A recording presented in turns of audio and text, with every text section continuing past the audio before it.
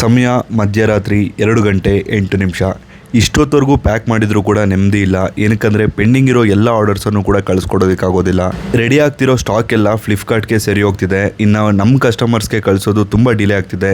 ದಯವಿಟ್ಟು ಕ್ಷಮೆ ಇರಲಿ. Welcome to Achyutam startup stories day 3.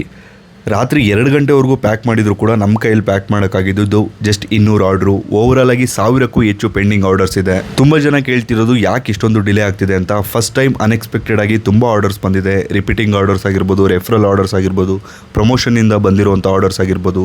ಆದರೆ ಯಾವುದೇ ಕಾರಣಕ್ಕೂ ಕ್ವಾಲಿಟಿಯನ್ನು ಕಡಿಮೆ ಮಾಡ್ತಿಲ್ಲ. ನೀವು 1 ವಾರ ಅಲ್ಲ 2 ವಾರ ಲೇಟಾಗಿ ಬಂದರೂ ಕೂಡ ನೀವು 15 ಡೇಸ್ ಟು 30 ದಿನ ರೆಗ್ಯುಲರಾಗಿ ಯೂಸ್ ಮಾಡಿದ್ರೆ 100% ನಿಮ್ಗೆ ಏರ್ಫಾಲ್ ಅನ್ನೋದು ನಿಂತೇ ನಿಲ್ಲುತ್ತೆ. ಅದಕ್ಕೆ ನಾವು ಅಶ್ಯೂರೆನ್ಸ್ ಕೂಡ ಕೊಡ್ತಿದ್ದೀವಿ. ಮತ್ತೆ ನಾಳೆ ಹೊಸ ಸ್ಟಾಕ್ ಬರುತ್ತೆ. ಒಟ್ಟಿನಲ್ಲಿ ಶನಿವಾರ ಅಥವಾ ಭಾನುವಾರದೊಳಗಡೆ ಎಲ್ಲ ಸ್ಟಾಕನ್ನು ಎಲ್ಲ ಕಸ್ಟಮರ್ಸ್ಗೂ ಡೆಲಿವರಿ ಮಾಡಬೇಕು ಅಂತ ಅಂದ್ಕೊಂಡಿದ್ದೀವಿ. ನೋಡೋಣ ಏನಾಗುತ್ತೋ. ನಾವು ಕಸ್ಟಮರ್ಸ್ ಹತ್ರ ಒಂದೇ ರಿಕ್ವೆಸ್ಟ್ ಮಾಡ್ತಿದ್ದೀವಿ, ಡೆಲಿವರಿ ತುಂಬ ಡಿಲೇ ಆಗ್ತಿದೆ, ದಯವಿಟ್ಟು ಕ್ಷಮಿಸಿ. ಆದರೆ ಕ್ವಾಲಿಟಿಯಲ್ಲಿ ಯಾವುದೇ ಕಾರಣಕ್ಕೂ ಕಾಂಪ್ರಮೈಸ್ ಇಲ್ಲ. ಆಲ್ರೆಡಿ ಯಾರಾದರೂ ಬಳಸಿದರೆ ಅವ್ರನ್ನ ಕೇಳಿ. ನಮಗೆ ಪ್ರಮೋಷನಿಂದ ಬರ್ತಿರೋ ಆರ್ಡರ್ಸ್ಗಿಂತ ರೆಫರಲ್ ಆರ್ಡರ್ಸ್ ಅಂದರೆ ಒಬ್ಬರು ಬಳಸಿ ಅವರ ಫ್ರೆಂಡ್ಸ್ಗೆ ಸಜೆಸ್ಟ್ ಮಾಡಿ ಆರ್ಡರ್ಸೇ ಜಾಸ್ತಿ ಬರ್ತಿದೆ. ಸೊ ಎಲ್ಲದನ್ನು ಕೂಡ ಆದಷ್ಟು ಬೇಗ ಡೆಲಿವರಿ ಮಾಡಿಕೊಡ್ತೀವಿ. ಮುಂದಿನ ಸಲ ಈ ರೀತಿ ಆಗದೇನೂ ಕೂಡ ನೋಡ್ಕೊಳ್ತೀವಿ. ಸೊ ಇದೇ ರೀತಿ ತುಂಬ ಜನ ಸ್ಟಾರ್ಟಪ್ ಮಾಡಬೇಕು ಅಂತ ಇರ್ತಾರೆ ನಮ್ಮ ಕನ್ನಡದವರು. ಎಲ್ಲರೂ ಶುರು ಮಾಡಿ. ಎಲ್ಲರಿಗೂ ಒಳ್ಳೆಯದಾಗಲಿ.